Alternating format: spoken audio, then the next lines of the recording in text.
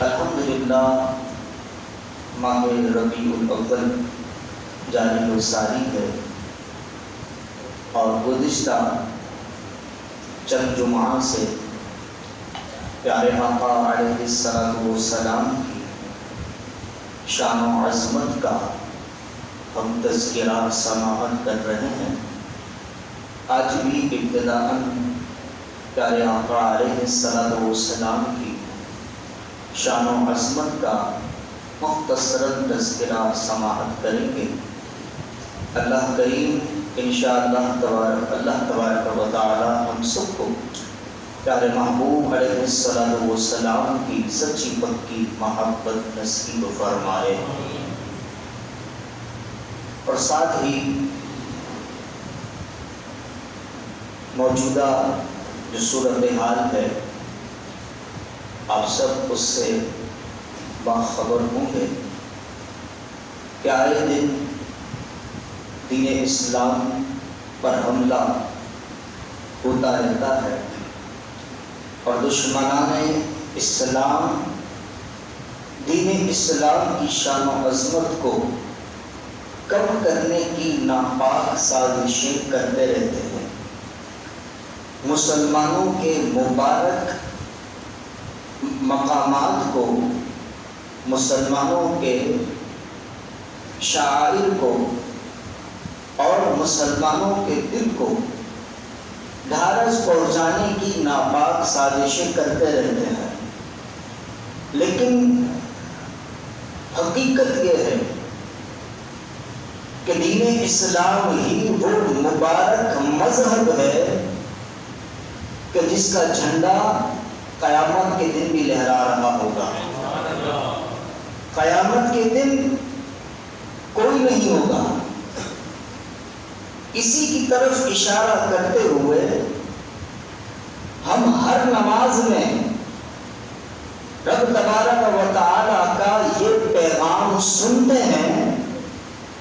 یوں تو جتنے بھی شب و روز ہیں، جتنے بھی ایام ہیں، کائنات میں جو کچھ بھی ہے، ان تمام کا مالک رب کائنات ہے، اللہ رب ذوالجلال ہے۔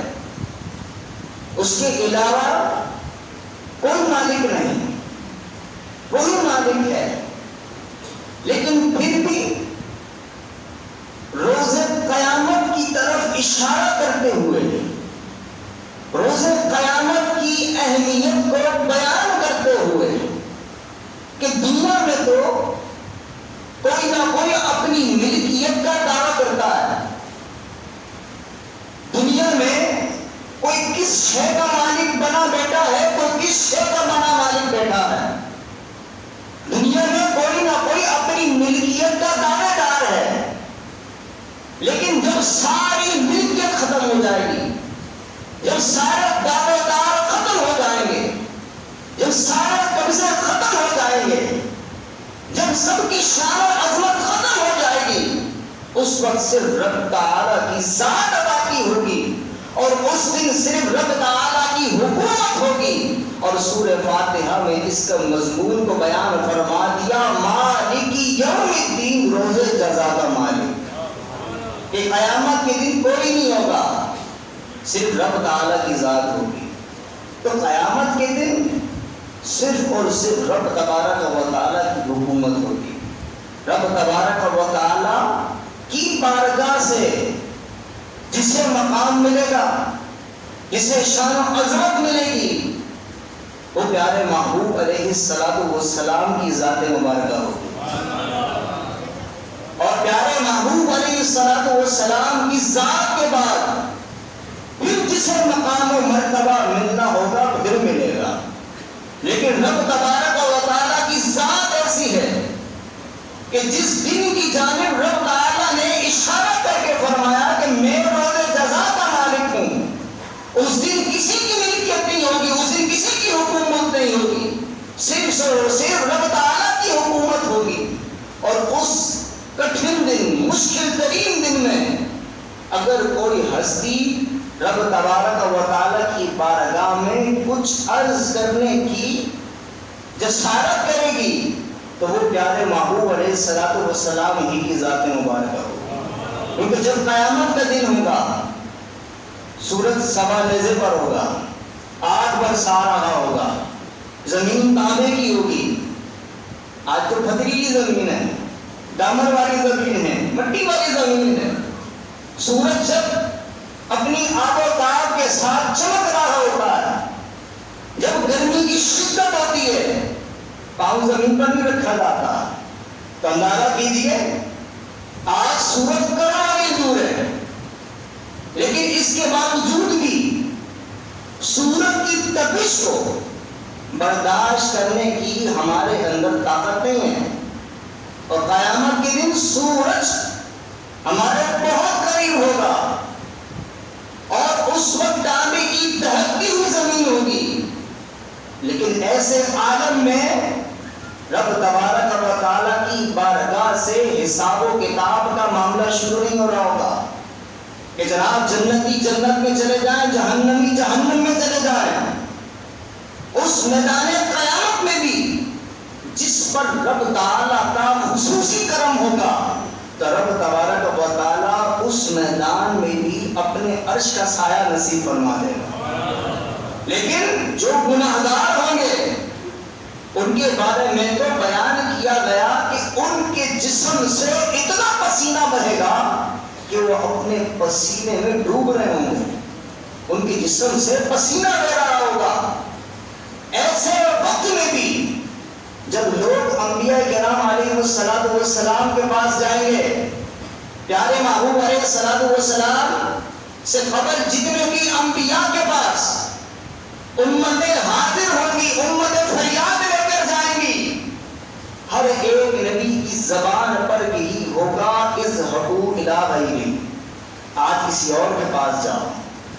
آج رب تعالیٰ نے ایسا غضب فرمایا ہے کہ آج سے پہلے ایسا غضب رب تعالیٰ نے کبھی نہیں فرمایا.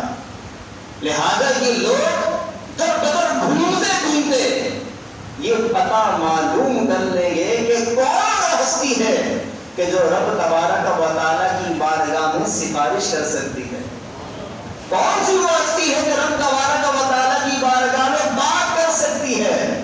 چنانچہ پیارے محبوب علیہ السلام کی بارگاہ میں سب لوگ حاضر ہو جائیں گے. جب پیارے محبوب علیہ السلام کی بارگاہ میں سب لوگ حاضر ہوں گے اور عرض کریں گے یا نبی اللہ، یا رسول اللہ، رب تبارک و تعالیٰ کی بارگاہ میں سفارش کیجئے کہ رب تبارک و تعالیٰ اپنے غضب کو ختم فرما دے، رب تبارک و تعالیٰ حساب و کتاب شروع فرما دے. جیسے ہی آقا دو جہاں صلی اللہ تعالی علیہ وسلم ان کی فریاد کو سنیں گے، پیارے محبوب علیہ السلام فرمائیں گے انا لہا، میں ہی یہ کام کر سکتا ہوں، میں ہی یہ کام کر سکتا ہوں.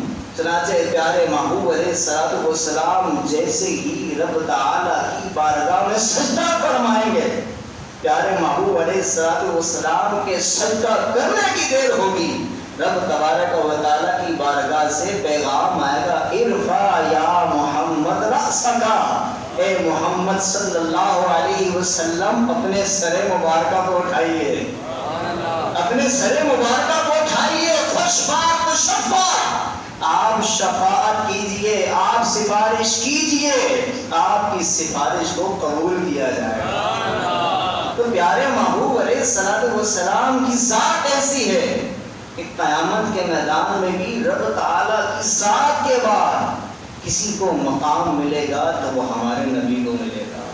تو ہم کیوں نہ اپنے پیارے محبوب علیہ السلام کے امت میں شامل ہو کر اپنے آپ پر رش کریں کہ محبوب دیا تو وہ دیا کہ قیامت کے دن تک رب تبارک و تعالیٰ کی بارگاہ تک پیارے آقا علیہ السلام کی رسائی ہے. اور آج پیارے محبوب علیہ السلام کی امت پر جو وقت آیا ہے، اگر ایسے وقت میں پیارے محبوب علیہ السلام کی امت کا ساتھ دیا، آپ یقین جانیں کریم آقا علیہ السلام کی ذات وہ ہے کہ جو اپنی امت سے اتنا پیار کرنے والی ہے، فرمایا لقد جاءکم رسول من انفسکم عزیز علیہ ما عنتم حریص علیکم.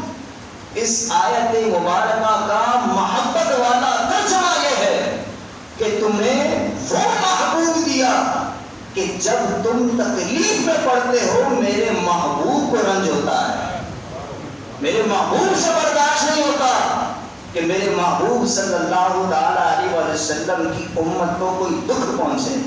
تو رب تعالیٰ نے اپنا محبوب ہمیں اس شان والا عطا فرمایا.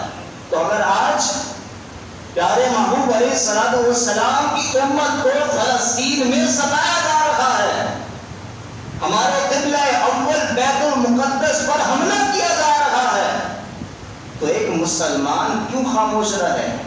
اور یاد رکھیں فلسطین میں مسجد اقصی جو ہمارا قبلہ اول ہے، اس کے ساتھ ہمارا سب سے پہلا رشتہ یہی ہے کہ رب تبارک و تعالی نے مسلمانوں کا پہلا قبلہ بنایا.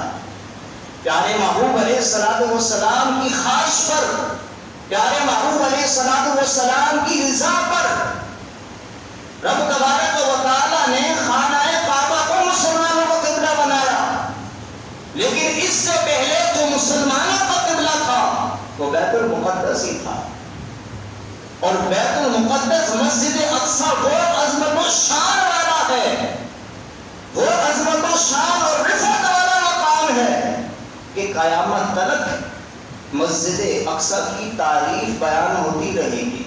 اور وہ اس شان کے ساتھ سبحان الذی اسری بعبدہ لیلا من المسجد الحرام الی المسجد الاقصی الذی بارکنا حولہ، کہ وہ محبوب ذات، وہ پاک ذات کہ جس نے اپنے بندہ خاص کو مسجد حرام سے مسجد اقصی تک کی سیر کروائی.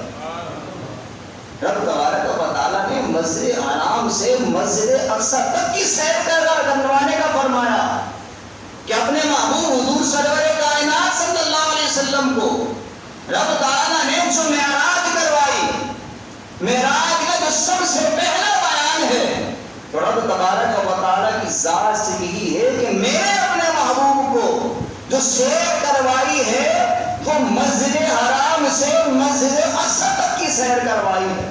اور پھر مسجد اقصی میں ہوا کیا؟ مسجد اقصی میں پیارے محبوب علیہ السلام کی انبیاء کرام علیہ السلام نے امامت کروائی. پیارے محبوب علیہ السلام کی امامت میں سارے انبیاء کرام علیہ السلام نے نماز ادا فرمائی. اور مسجد اقصی کی شان قرآن نے بیان کی الذی بارکنا حولہ، کہ یہ وہ مقام ہے، یہ وہ مسجد ہے کہ جس کے ارد گرد ہم نے برکت رکھی ہے. مسلمانوں کا اتنا عظیم مقام. اور پیارے محبوب علیہ السلام کی ارشاد کے مطابق جو مسجد اقصی کی حفاظت کرنے والے ہیں وہ ہم پر ہیں.